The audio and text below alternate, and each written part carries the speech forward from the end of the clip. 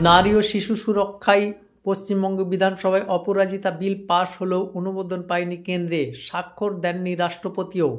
তারই প্রতিবাদে তৃণমূল সর্বত্র বিক্ষোভ কর্মসূচি নিয়েছে।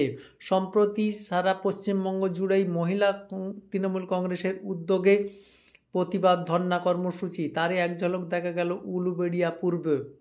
তৃণমূল মহিলা কংগ্রেসের উদ্যোগে এদিন উলুবেড়িয়া পৌরসভা থেকে এসডি অফিস পর্যন্ত এক মিছিল হয়। সেখানে গিয়ে বিভিন্ন ওয়ার্ডের ও অঞ্চলের বক্তারা, মহিলা নেত্রীরা বক্তব্য দেন। উপস্থিত ছিলেন মহিলা নেত্রীদের সঙ্গে গ্রামীণ তৃণমূলের সহসভাপতি অভয় দাস প্রমুখ।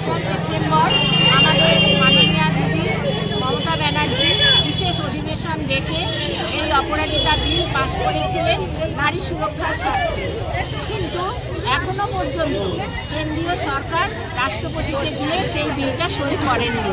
তার জন্যই আজকে আমরা রাস্তায় নেমেছি। এই উলুবেড়িয়ার রাজপথ আমরা অতিক্রম করেছি। এক ঐতিহাসিক মিছিলের মাধ্যমে তৃণমূল মহিলা কংগ্রেস রাস্তায় নেমেছে। আমাদের ধর্নায় বসেছিলাম। এই ধর্না মঞ্চ থেকে আমরা জানাতে চাই যে এই বিলটা যদি আগামী দিন পাস না হয়, আমরা কিন্তু আরও বড়সড় আন্দোলনের দিকে এগিয়ে যাব। কারণ দিদি আমাদের শিখিয়েছে আন্দোলন করতে। এরপরে দিদি বলেছে যে কিছুদিন অপেক্ষা করবে, তারপরে আমাদের এমএলএ এমপিদের দিল্লিতে পাঠাবেন এবং সেইখানে রাষ্ট্রপতির কাছে পাঠাবেন, যাতে করে রাষ্ট্রপতি বিলটা সই করেন। আজকে কত 2000 মহিলা অংশগ্রহণ করেছে।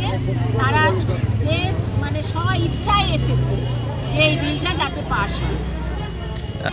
সব সময় আমরা পথেই থাকি, মানুষের পাশে থাকি। অনেক কিছুই দিদি প্রকল্প রচনা করেছেন, যা কন্যাশ্রী, রূপশ্রী, স্বাস্থ্যসাথী সব কিছুই পরিষেবা সবাই পাচ্ছে। এবং আগামী দিন আমরা এই অপরাজিতা বিল যাতে করে পাস হয় তার জন্য আরও বড় কর্মসূচি করব। আপনার নাম কি দায়িত্বে আছেন?